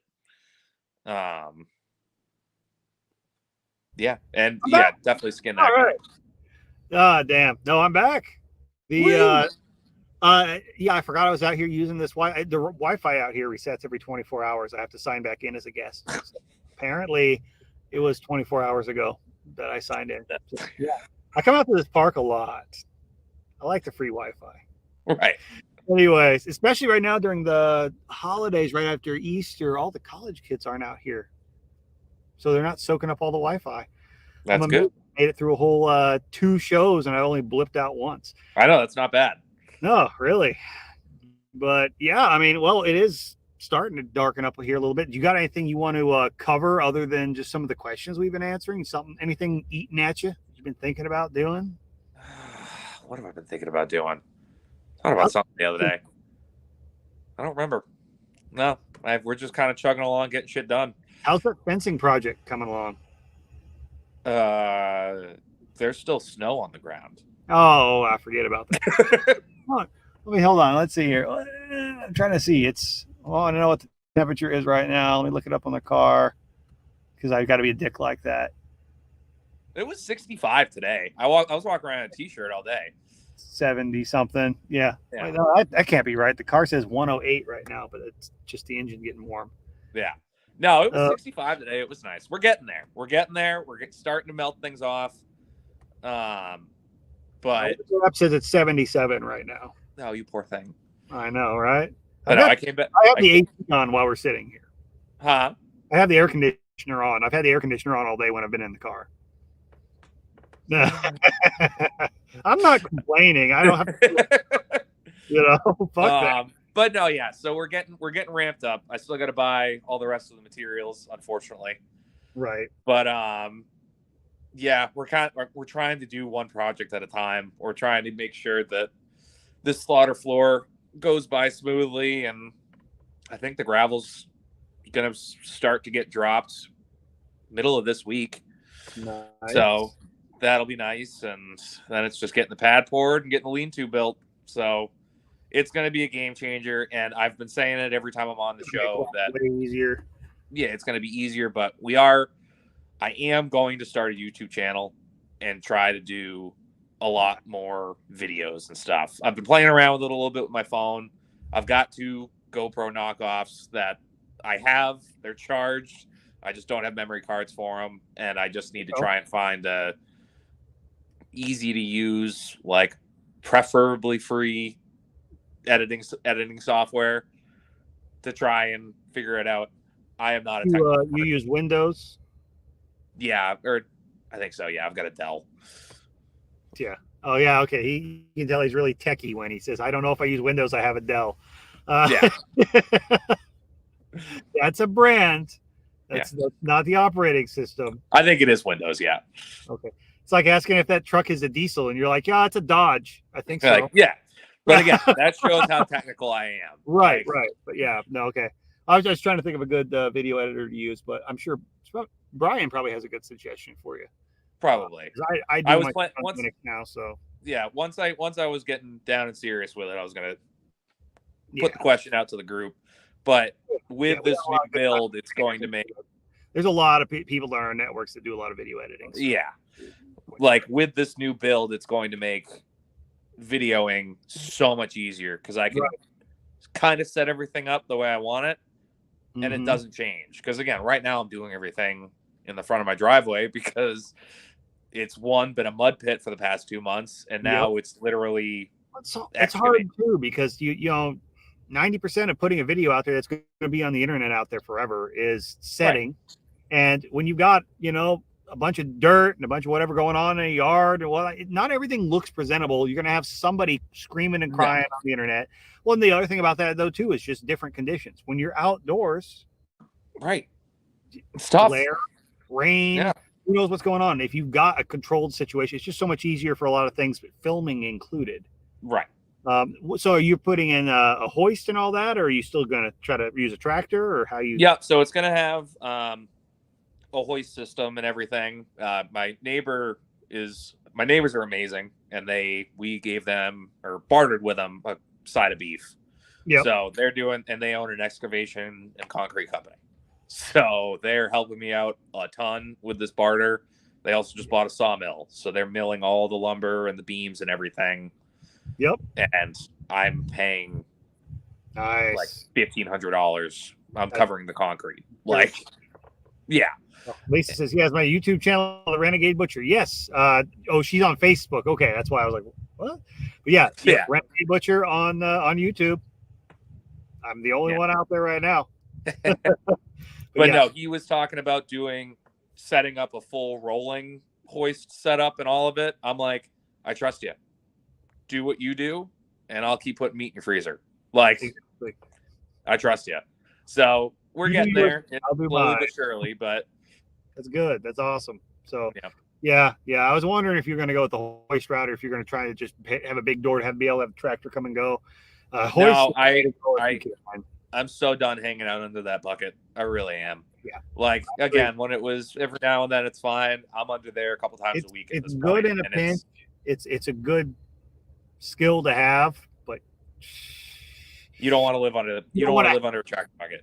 You don't want to have to do that. If you're trying to do it professionally, if you're trying to keep shit. I think it's just easier to keep shit clean. Absolutely. And that's the other thing. It's like, we are doing this professionally at this point. This is my full-time job now, is running our own shop here and running the farm. Yep. And it's like, you don't always want to pull up and see a guy, like, you pull into his yard and it's like, well, here's this tractor he's going to do everything under. Most people don't care because it's such a foreign concept to them anyway. The thought of having to use a tractor to do it doesn't even faze them, because it's like, well, how else would you pick up that cow? Like, right. But again, we're doing it at a professional setting, and it's going to make my life so much easier, especially coming to wild game season. Like, customer drop off is going to be incredible, instead of just having all of a sudden a couple deer stacks in the middle of the garage. Like, so much more ridiculously easy. And have a better winch setup. Like, it's going to be, the lean-to is going to be big enough that I can hang a whole cow in it. Like, so I'm going to be able to literally just skin around the neck of a deer, make my incision cuts, and just go whop all the way to the roof, bring it down skunned, and not have to worry about a thing. Like, I'm super excited. It really, I miss having a slaughter floor, but I don't miss the paperwork. No. And you know what I don't have? Take me on nostalgia, because it's my last job. That's what I did. I was the slaughter floor guy. That was my kingdom. Nobody fucked with me out there. No, but it's my biggest proponent on all of this is building things right and building them for multiple purposes. So it's like, we're going to set everything up to do birds out there too, for my birds. No one else's birds, my birds. Don't call, don't ask. I'm not doing it. But when I raise birds, like, have everything set up to where you can do everything. Like, and that, like, this goes Make back your life to easier when you can. Just and function stacking. Right. And like, that goes back to the main reason we're on the podcast talking about it, is it's like, if you already know now that you are interested in learning how to butcher, right, don't wait until all of a sudden you have a 10-month-old pig to go, oh, I got to set up for this. No, while you build your pen, figure it out. Build a section to where it's going to be like, that's where I'm going to slaughter it. It's going to take you longer than you think to get ready for this. If you so long. Like, it's the same conversation I have with everyone during deer season.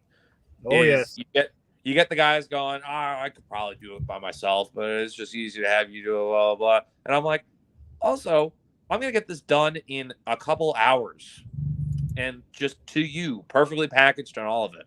I've invested a shit ton of money into making this profitable and making it so I can do this fast. I don't expect you to do it this fast. Right. Like, exactly. It's like, I know I make this look easy, but that's because it's literally what I do for a profession, and I've done it thousands of times before. So, and almost every cent I've got has gone back into making my life easier while doing this. Like, right. It's that old saying of, you didn't pay me for you don't pay me for the time you pay me for the year it took me to get exactly done in that time. I'll screw that. You do something highly skilled in like 10 minutes, and people are like, well, I want to pay you $300 for that. Then you can turn that trailer around and you can go home because take 8 hours to do it yourself and fuck it up. So right, you know. Yeah, and I'm bitter about that. I do have some customers and it's like, oh, I'm not paying you that. And I'm like, all right. And then the next time they call me, they go, that didn't go well. I go, I'm full. Sorry. Yep, exactly. Like, exactly. You just went on the list. Yep. Yeah. Yeah, I don't even play that game. Well, and that's I know what I'm worth. Well, and that's the other thing. You know, people, it'll always surprise them a little bit when I fire back with that. It's just like, okay, that's fine. Don't come back then. Yeah. Well, you're okay with losing my business? I don't need you. No. I don't advertise anymore. I turn people down every season because I get too busy. I don't advertise at all. Not only do I not need you, I actively don't want difficult customers. Right. Because I have enough of them that are more than willing to I don't ask them to, but they'll bend over backwards to make my life easier, and they appreciate what I do because they don't want to do it. When you get enough of those people, you don't need to deal with people that make your life hard. I have customers life easy and pay me for it.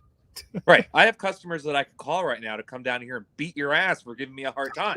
Like that's I probably have a few of those too, but I won't use that. I've got 3 down the road.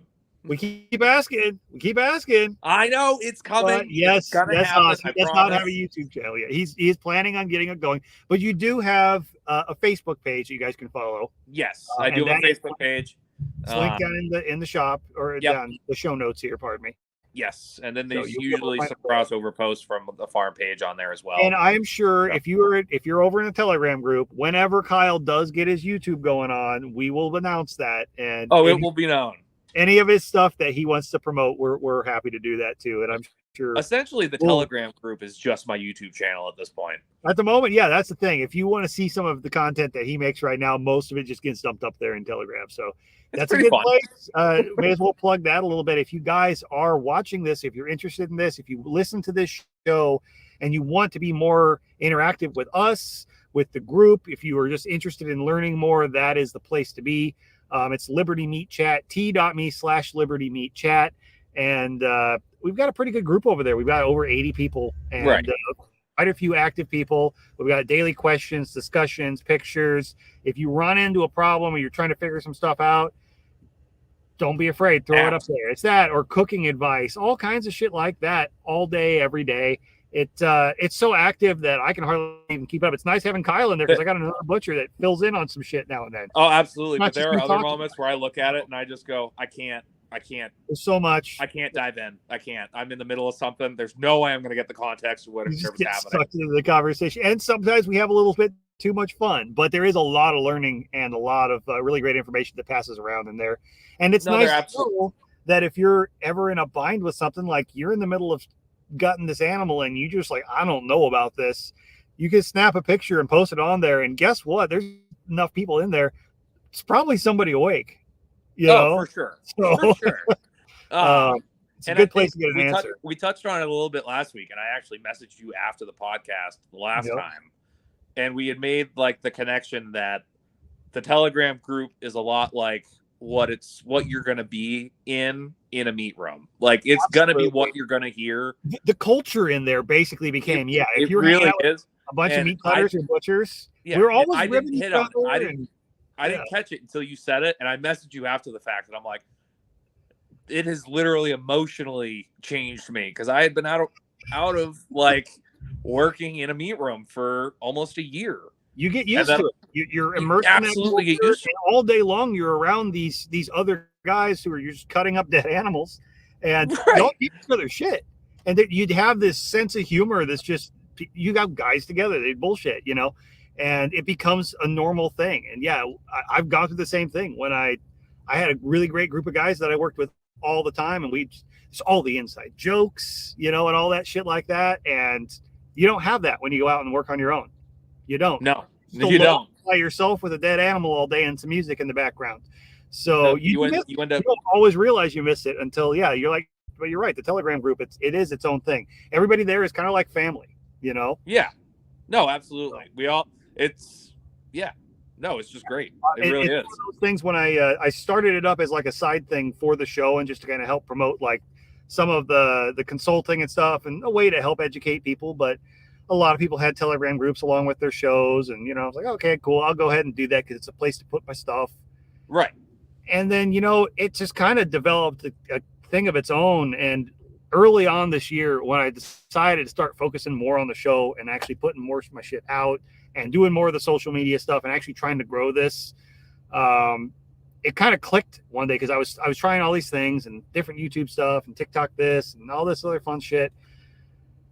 And I was like, the Telegram group grows on its own. It's the one thing I don't have to try. And it's just become its own deal. And I'm like, I need to be more intentional and focusing on making that into what it should be. And it naturally does its thing. So, right. I'll put more time into putting my stuff over there because you can have all the followers and stuff like that you want, but it doesn't mean anything without the actual community. And when it's a topic, especially, you'd rather know the guy you're talking to, if there's some level of trust involved. You can watch all the YouTube videos. I do not have a monopoly on butchery videos on YouTube by any means. Yeah. But one thing I do pride myself on is that me and by extension Kyle and everybody else in that group, we're the butchers you can come talk to and actually get real world advice from. And I can't show up to your house if you're in frickin' Idaho, probably, unless you really want to open your wallet and come out and teach you. But I can do a lot. There's a lot that we can share over the internet nowadays, and Telegram's the perfect avenue for it right now because we do video, audio, pictures all day long, sharing files and stuff back and forth, and just blowing off steam sometimes. So I can't go on enough about how much I actually enjoy that group. To tell you, there are some days that's what keeps me somewhat sane. It starts my morning. Like the question literally starts my morning every day. Like I'll be up like super early with the kids. Yep. And I'll just be on my phone and it's like, oh, what's the question? Oh, it's like get your mind going. That's why I started doing it. I'm like, let's get people thinking.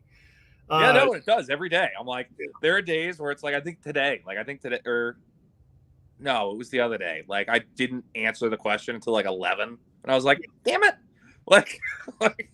There are days I get it out later. Some days I get up and I do it before because I always watch Brian's show every morning, 6 a.m. Central. He always does, gets up his coffee. It's usually about a 45-minute show. So I make my coffee, sit and bullshit with him, get myself woke up enough. But sometimes I get up early and fire it off there. But yeah, every once in a while it's 9, 10 o'clock till I get the damn thing out. And everybody's kind of just like, is Josh okay? Yeah, what's happening? Someone send help.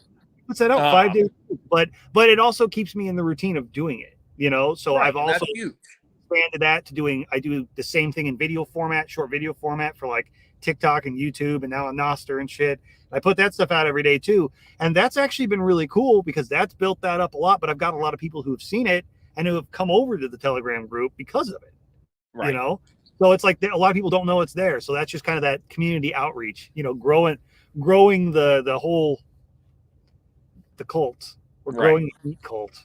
And if you're ever curious what's going on local Texas exotic animal auctions, a good place to go.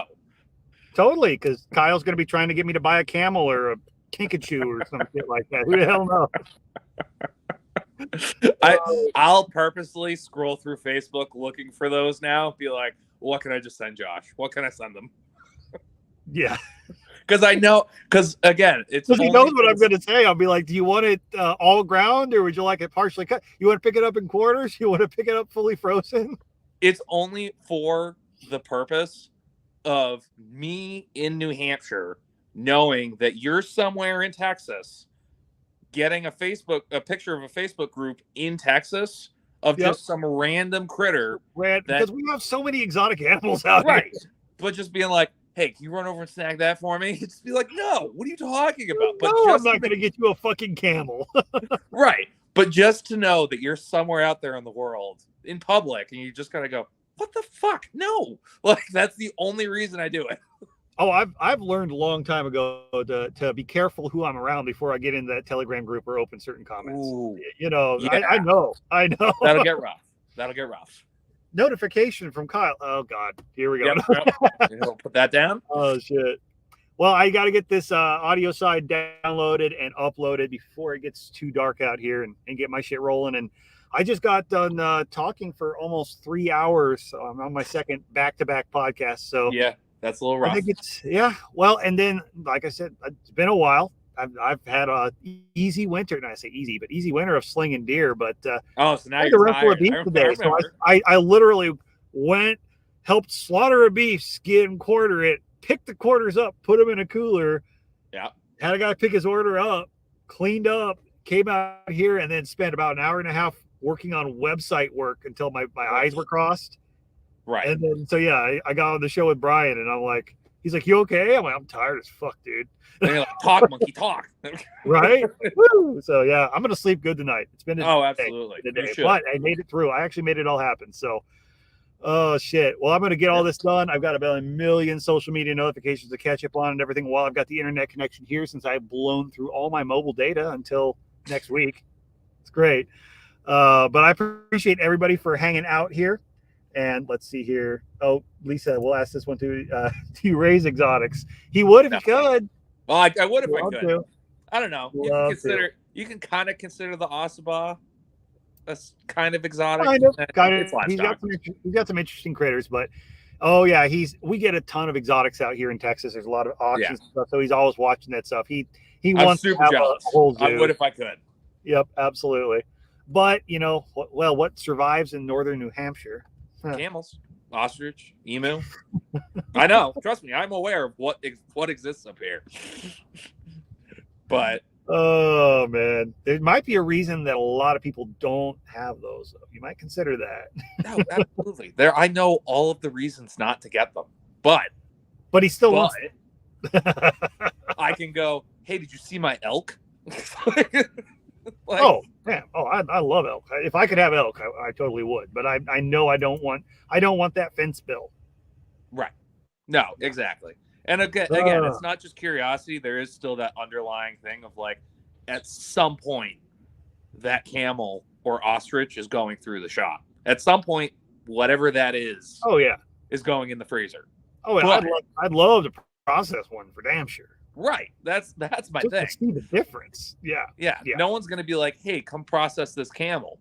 But if I then bought said camel, then I could process it. Yeah. It's like I'll rarely go take a job where I help somebody with, slaughtering and skinning something in the middle of deer season. But year before last, I had a guy's like, we raised bison. I would have flown down to you. If you called me. I'm on board. We will make the time. Yes, absolutely. I didn't know you then. I didn't know you. If you called me, I would have. I would have been like, "Who is this?" I'm on the way. Yeah, so that was fun. That was fun. But and it was great because we got to treat it like exotic game. Well, it was like wild game the way it fell legally. So I got to bring it back to the shop and actually finish the job. That's nice. Yeah, it's great. Yeah. Anyway, I'm gonna wrap this up. We'll I'm sure you'll be back on. We'll finish this up. I'm sure I'll be back on to ramble about something. We'll see how my day goes tomorrow. I'm probably going to be on the after party tomorrow evening. It sounds like I may, depending on timing. I still got to check that one out. Oh, it's fun. It's like a bunch of podcasters hanging out at the bar, bullshitting with each other. Usually, it's pretty chill. But anyway, I may, depending on how everything works out time wise, I may sneak in another episode of my show tomorrow, just to catch up on all the other fun bullshit, or maybe who knows? I may just talk about something not meat related at all. Every once in a while, I do one of those. Right. So we'll see. Like I said, trying to get up to that episode 50, and by the time we hit that episode 50, if we're at 100 YouTube subscribers, it's going to be that big giveaway. I mean, I'm going to have a giveaway either way, but $150 value seasoning in the month club for a year. Right. Yeah. If y'all want that in the kitty, get me to $100. So we're working on that. No. You said no. Don't say that. I take it all back. Do not support Josh and any of his endeavors. Show ended. All right, guys. Thanks for listening. Bye. And